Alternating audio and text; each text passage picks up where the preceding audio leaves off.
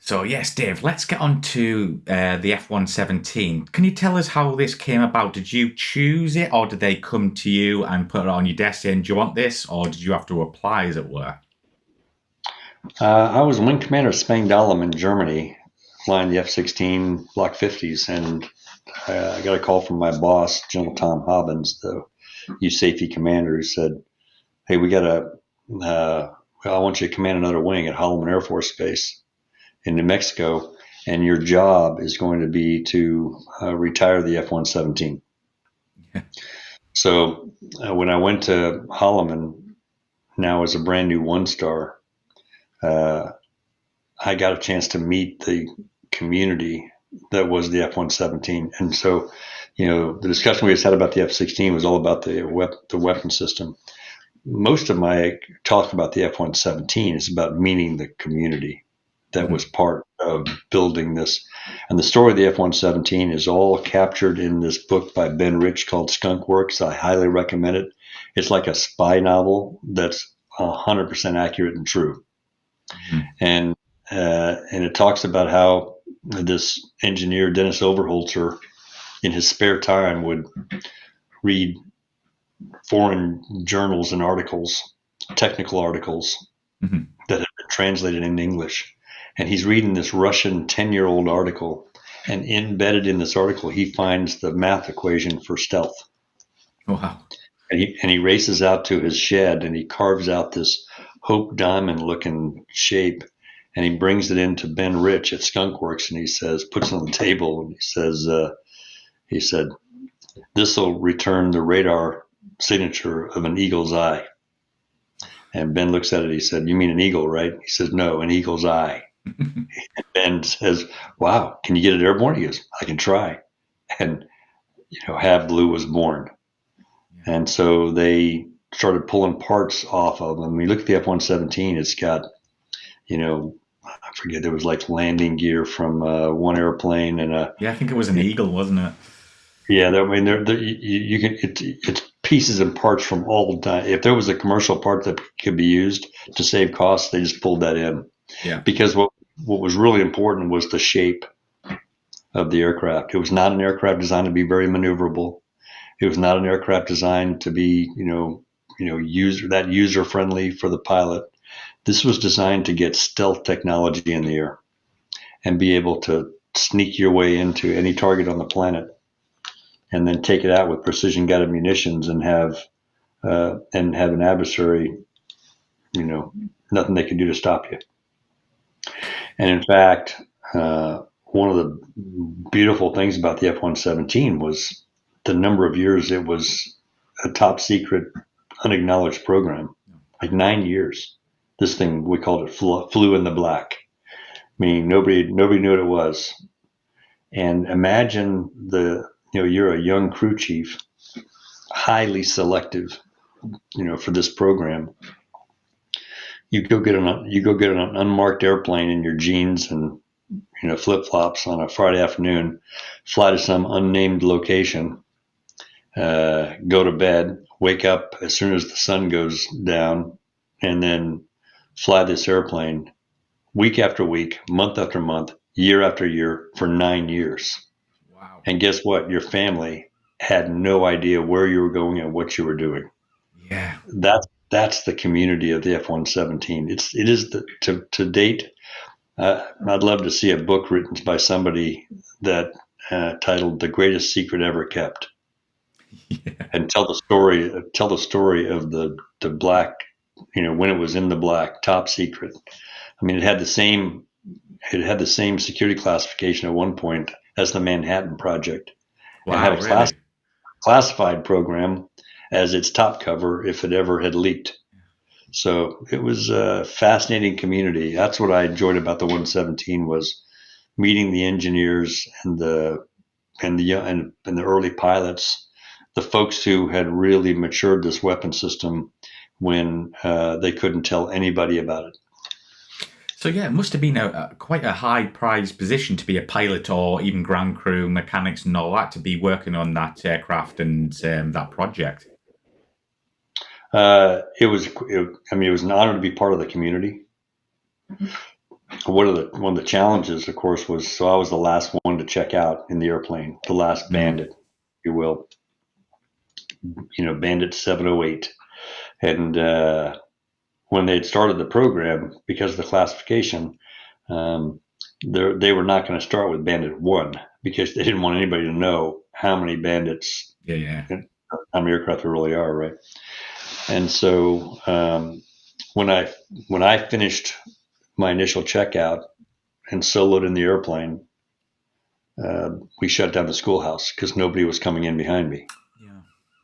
Yeah. And then when it was time to take the aircraft into up to Tonopah, which is where they originally started, up in northern Nevada, I led the first four ship into Tonopah for retirement. It was really surreal because, and I landed the airplane. It's the first time I ever landed an airplane taxiing into a hangar, knowing that when I shut it down, it might never start again. Mm. Yeah. They were going to pull the wings off and put it in storage. And the airplane was code one meaning everything was working. And I just sat there and I had a hard time. I struggled a little bit to shut it down, and the crew chief's giving me the, Uh-huh. Uh-huh. the engine signal, and I'm giving him the, hey, give me a minute, just give me a minute. And I'm just sitting there, just thinking about, the legacy of this incredible aircraft, and all those who, from the engineers at Skunk Works to the folks who kept it hidden, to the folks who first flew it in actual combat, Panama, and I sat there for quite a minute, just sort of a few minutes, taking it all in, and Yeah. then I closed my eyes, pulled a couple circuit breakers, opened my eyes. There were a couple of red flags showing on a few things. I thought, okay, now I can shut her down. Yeah, absolutely. Incredible jet. But just to get into more of the nitty gritty of the aircraft here, Dave, what was it like to fly and handle? And what would you say its strengths and weaknesses were? And obviously, it's a strength, it's low visibility. But in your opinion, what are the strengths and weaknesses of the jet? Well, it's important to understand it was designed to fly into enemy territory, heavily defended, and be able to not be detected.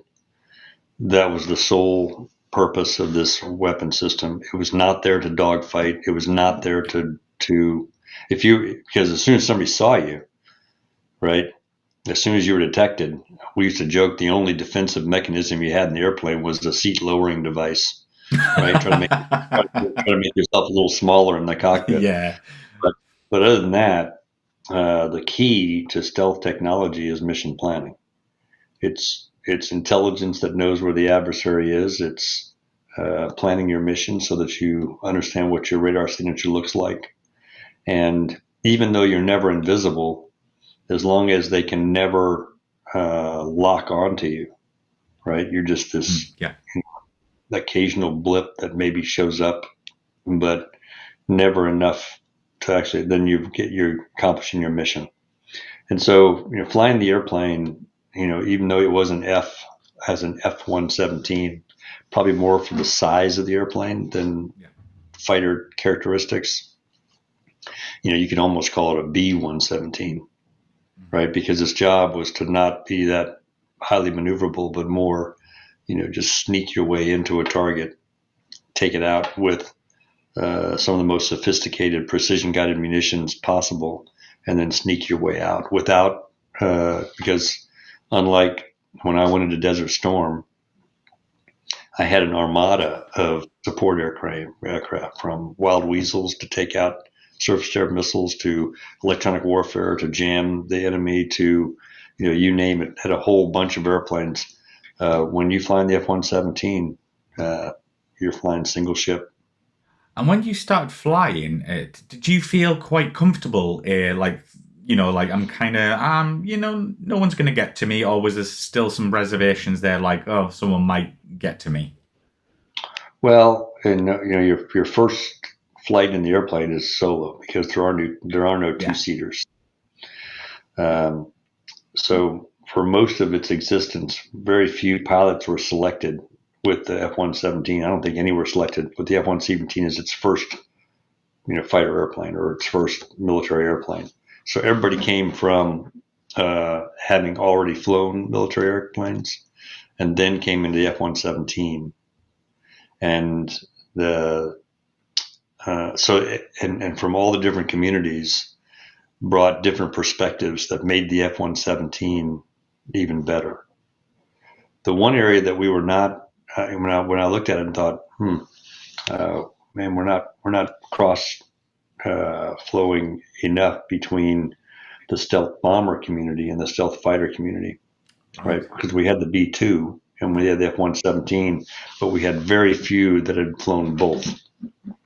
Okay. So we worked to start, and because the F-117 was on its way out, it's a little bit tough to bring B-2 folks in. But we did bring in some crew chiefs and what have you. We did bring a couple of B-2 pilots in, and then we sent some F-117 pilots, one of whom, Keith Butler, call sign Ghost, grew up to be a wing commander at Whiteman in the B-2, having flown the F-117. Yeah. So it was really about bringing all the different perspectives from different weapon systems into the F-117. And then all of them contributed to the tactics, techniques, and procedures that made that weapon system so effective. Mm-hmm. And obviously, coming from the F-16, when you first sat in the cockpit of 117, did it feel like a completely leap forward, or was it very similar?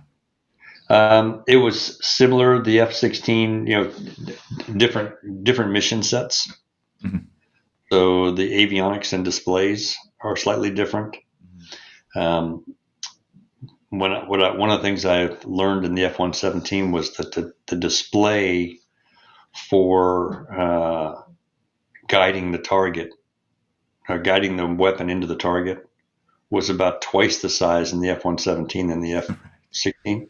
Uh-huh. And that alone allowed a level of detail, because as you sort of blow up, it's not a good term, because what I'm talking about is just expanding the image. Mm-hmm. You could really see detail in the target area that I couldn't see sometimes on the much smaller screen in the F-16. Mm-hmm. The other thing that was that I found was, normally on the final approach into the target, you would have it had a full automated autopilot, both engine control, so you could set the speed, you could set the altitude, you could set the course, you could set everything, and it would fly itself based on the way you set it. On that final approach into the target, with everything on autopilot going in, it allowed me to focus on not flying the airplane and guiding the munition, but just guiding the munition. That, and I remember, they would, every attack that you did in an F-117 in training would be scored. And, the top gun for the month in the F-117 had, if you missed one target by like 2 millimeters on the screen, you were out of the running. Really? In 17. And the best sticks I worked with, they were, it was amazing to watch how they were masters at that weapon system in terms of how to, find a air conditioning duct in a building and be able to, guide it right into the, it's very impressive. And when you were flying, do you think it was still a relative aircraft for the Air Force at the time? Absolutely. No question. I mean, it was the first generation of stealth. Mm-hmm. And like all families of systems, right, first generation taught second generation, taught third generation. Mm-hmm.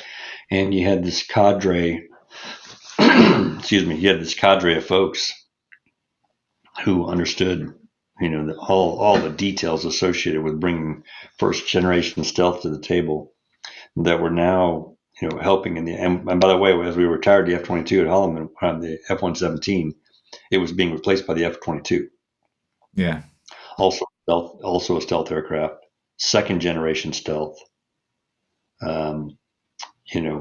Probably as much of the difference between first and second generation not only has to do with maneuverability. F-22 is a highly maneuverable stealth airplane, but the maintenance of that stealth to keep the shape, Yeah. to keep the smoothness in the lines, to do all those things that bring you that very small radar return, that eagle's eye. Uh, in the F-117 was very intensive for the maintainers. We used to call the maintainers the Martians because they'd have their full white zip hazmat suits that they use because hey, some of that technology, some of that the chemicals they had to be exposed to were pretty toxic. Yeah. Most of that was fixed as we went to the F-22, and he fixed even more in the F-35 and even more in the B-21. So stealth continues to evolve. And when you want the 117, would your other fighter mates be able to ask you? Could you tell them about it? Or you'd be like, I can't talk about that. They'd be like, oh, what's this weapon system like? What's the stealth really like? Or did you have to keep stum? Well, when I went to it, it was an acknowledged program. Right. Oh, okay. So we could talk to the every weapon system has some elements of that are secret that need to maintain within that community that are not shared. That's the case for every weapon system, both U.S. and allied. But we could talk a lot more about the F-117, once it was acknowledged. Although I will say, I jokingly told my team, I said, hey, I'm being told by Air Combat Command that we can't park the F-117 next to the F-22 during a static display at an air show. They said, why is that, sir? I said, because nobody will go look at the F-22. The F-117 is so cool. Yeah, very true. Yeah, absolutely. But Dave, do you have any memorable stories you can share? Maybe even one or two for our viewers from flying their 117. Yeah, I mean, I'd say that for me, the memorable stories were about the community. And there's some incredible stories of what lengths they went to keep that aircraft secret. There was one story where they actually had something catch fire in the hangar, and the fire crew was on its way to put the fire out, and the fire wasn't in the F-117. The fire was somewhere else in the hangar. But as the fire trucks and they hear the sirens coming, the crew's looking and going, oh man, everybody who shows up is now going to have to be read into the program because they're going to see the airplane. Yeah. And one of the crew chiefs says, wait a minute, I got some dry ice. And they raced over and got some dry ice, and they basically smoked the entire cockpit and kept the dry ice blowing smoke all around F-117. And the fire crew came in, put out the fire, left, and never saw the airplane. Wow, really? Yeah. And then there's another story of they were having trouble with the heat signature coming out of the engines. It was just too hot, and the engineers are just standing around scratching their heads, thinking, "Okay, we got to do something." And one of the guys looks over and sees this big, snap-on toolbox, and he said, "What if I can melt down some of those shelves or some of those drawers?" And hey, why not? So this was the era. So they went and cut up a snap-on toolbox, and welded these metal plates on the back end around the engine, Wow. and then went out and tested the heat signature and went, look at that, it works. so just there's story after story of how they kept the greatest secret ever kept. Yeah, I totally agree. And we did have one viewer question before we move on to like the personal sides, because I know you're a busy man here, General. But why are the F-117 still flying now? Because there's been many pictures out of the flying over the last couple of years. Why is it like any military there, or is it just testing? Mostly testing, and I'm not. We talked about I'm now just Dave. I'm not General anymore, right? So I don't keep up with a lot of the details of what's going on in our Air Force. But go back to that discussion about the advancement of stealth. Well, as you're learning new technology to advance stealth and other technologies that are required to be able to sneak into enemy territory and be able to destroy a target or affect a target and whatever the commander chief's asking for. It's nice to have a platform that you can use to test different technologies. Mm-hmm. And the F-117, I think, is ideally suited for that. So I'm assuming that it's doing a lot of work in advanced stealth technology testing. Yeah, absolutely. And how many hours did you get on the jet? I flew it on average. We retired it over the course of about a year and a half, and I probably flew 2 to 3 times a week. As a wing commander. Yeah, nice. So, yeah. No, I thoroughly enjoyed it, and again, I'm in awe of the early teams that not only built it but kept it secret.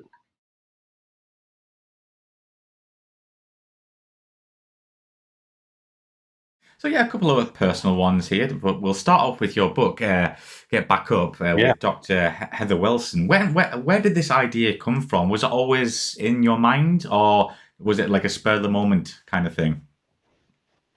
She and I were, so I got a chance to have 5 service secretaries, 2 which I spent most of my time with was Secretary Heather Wilson and Secretary Barbara Barrett. They were just phenomenal leaders, incredible. We became very close friends. They were close friends beforehand and knew each other before both of them became secretary. And we were up in Secretary Barrett's ranch, Barbara's ranch up in Montana, and telling stories. And that was when the first idea started, which was, we got to write some of these stories down. Yeah. And then we thought, we may want to write these stories down together, because the interesting hook to the book is she and I started at the Air Force Academy at the exact same day in 1978. It was the class of 1982. Took our oath together. And then, as I like to joke, one of us graduated in just 4 years, went on to be a National Security Council advisor to President H.W. Bush, then went on to be an entrepreneur, a university president ×2, a congresswoman from her district for 10 years, and eventually Secretary of the Air Force. And one of us didn't. Right. And so, we had these very unique paths, and then rejoined together 35 years later as Secretary in Chief, first Academy graduates to become Secretary in Chief together. And so we learned a ton of things about servant leadership, both individually and then collectively when we worked together as the senior civilian and senior military officer of the service. And we thought, for the next generation, we'd love to write these down and share them with them. And that's what this book is all about. And it's dedicated to our 9 grandchildren, hoping that they will choose, lives of servant leadership. And for anybody with a military background, you can get a free copy. It's titled Get Back Up. There's a website now, getbackupleadership.com, and there's different places you can. So if you're military, you hit this tab, you get a free copy. You can get an ebook. You can get She and I read the book, and it's now on Audible. So there's various different versions, and we're praying it. Hoping it makes a difference for the next generation of leaders. Yeah, absolutely. And just asked, did you enjoy the writing process? I did, especially with Heather. I joke with folks now and say, look, if you're thinking about co-writing a book, I only have one piece of advice. Pick a co-author that's a Rhodes Scholar. It's going to turn out pretty doggone good. She and I would bounce, stories off each other, and probably, I'll tell you what really helped was her daughter-in-law, Rachel, who is a servant leader in her own right, incredible young woman. She became our editor, and we would send her a chapter, and she would send it back, mostly read, with recommendations. And I think we probably accepted, if not 100%, pretty close to 100% of Wow, her that's recommendation. incredible. We jokingly started telling her, we're giving you lemons and you're giving us lemonade. And so we nicknamed her Lemonade, and she now has a ball cap with Oh, brilliant. that. That's her call sign. That's awesome. But like folks who are not in the military, is it available on Amazon or any other bookstore, book sites? Yep, it's fully available. It's available. It's being published by Air University and University of Texas El Paso Press. And Hmm. so, if you have any affiliation with the military, you'll go to the AU Press and they'll send you a free copy. If you go to, if you're not associated with the military, you can go to the UTEP Press and Right. you're able to buy a copy. But they will also send you to the different places: Barnes and Noble, Kindle, Amazon, Audible, right? It's all there on that one website, Okay, and that's you can go brilliant. to it. Right, a couple of just a personal ones here, Dave, for you. So, do you have any hobbies? Well, I have 5 grandchildren, and they are my hobby. And Yeah, so the keeping you best busy. call sign I've ever got in my life is Pawpaw. Oh, And nice. I think whether it's sitting down and coloring with my granddaughters or helping my grandson swing a golf club, that's that is my primary hobby right now. Whenever I'm not, the portfolio of work I'm doing, I call making a difference for my grandkids with children with people I like, right? So Like it. it's fun now in this chapter to be able to advance areas that I was very passionate about on the inside as chief. Now I'm able to advocate on behalf of our airmen and push those things on the outside through a combination of industry and think tanks worlds and the technology world and the academic world. I'm plugged into all of them in some way, and it's very meaningful. Absolutely. I think we already know this one, but favorite aircraft you have flown? F-16, no question. Yeah. This will be an interesting one for our viewers. One you would like to fly either past or present. Hmm. There are certain airplanes that have always been the pilot's favorites. They're just designed in a way that you can. And I remember once I got a chance to go out and fly in the front seat of a Mustang Nice. with an instructor pilot, behind me. And I'll tell you, it was just such a magnificent experience. And I'd heard so many stories from Tuskegee Airmen and others who'd flown the airplane, and they just talked about how you could close your eyes and you could tell, you could actually tell just from the senses of the stick and the throttle and the seat feel, what speed you're flying, the airplane just talked to you. We have a saying that, you don't strap into an airplane, you strap on an airplane, right? It becomes part of you. And so the P-51 is always a favorite aircraft of mine.